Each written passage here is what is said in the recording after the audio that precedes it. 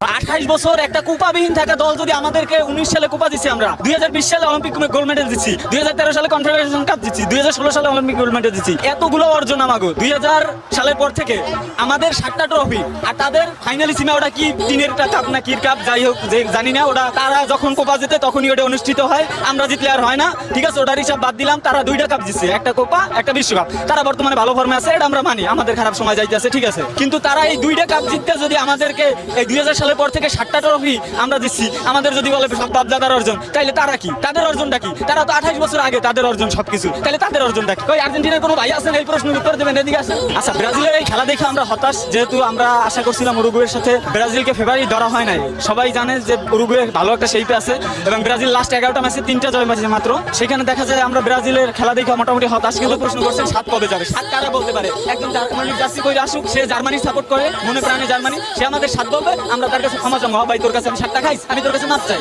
তুই আমার আজীবন বল 7টা। কিন্তু এই যে জার্সি পরে আমার এসে 7টা বলবে, আমি তার 7টা কেন মানবো ভাই?